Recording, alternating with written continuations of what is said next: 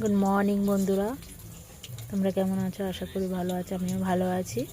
এই যে দেখতে পাচ্ছ, এগুলো কি বলো তো? এগুলো হচ্ছে ফুল, বক ফুল।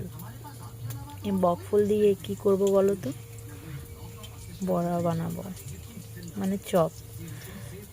বক ফুলের চপ কিভাবে করি তোমাদেরকে দেখাবো।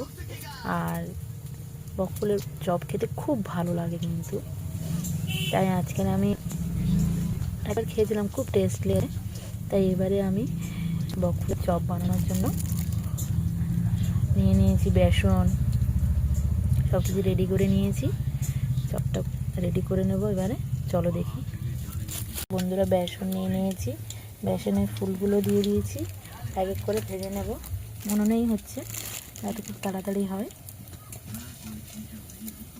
এই যে দেখো, আমি চপ ভাজা স্টার্টিং করে দিয়েছি। তোমরা কে কে খেতে ভালোবাসো বক ফুলের চপ আমাকে কমেন্টে জানিও।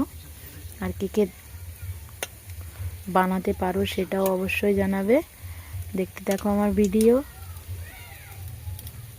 আর একটা কথা বলার ছিল, এই যে বক ফুলের এই যে মাঝখানের অংশটাকে ফেলে দিতে হবে। আর এই যে বোটাটা দেখতে পাচ্ছ ফুলের, এই ফুলের অংশটা ফেলে দিতে হবে, তাহলে খেতে পারা যাবে।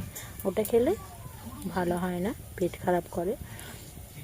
তাই আমি চপ বানানো হয়ে যাচ্ছে আস্তে আস্তে, এবার বানিয়ে ফেলি। ফুলের চপ রেডি হয়ে গেছে, খুব সুন্দর মজমজে করে ভাজা করেছি, দেখতে পাচ্ছ, খুব দারুণ।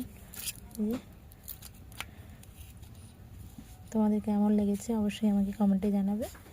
এর পরের ভিডিওতে আর অনেক কিছুই দেখাবো। এবার চলো একটা মাছ রান্না করে নিই, সেটা দেখাচ্ছি তোমাদেরকে। দেখতে পাচ্ছ ভোলা মাছ, ভোলা মাছকে কেটে ভালো করে ধুয়ে নিয়েছি, লবণ হলুদ মেখে নিয়েছি, তাই ভাজাতে বসিয়ে দিয়েছি। দেখো চলো, আমি ভাজাতে বসিয়ে দিয়েছি মাছগুলোকে। আমি এবার ঝাল করব টমেটো দিয়ে, আর একটা আলুও দিয়েছি।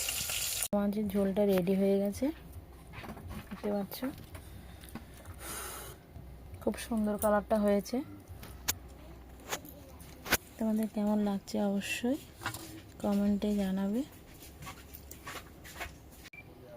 মাছের ঝোলটা কেমন দেখতে হয়েছে সেটা অবশ্যই তোমরা কমেন্টে জানাবে।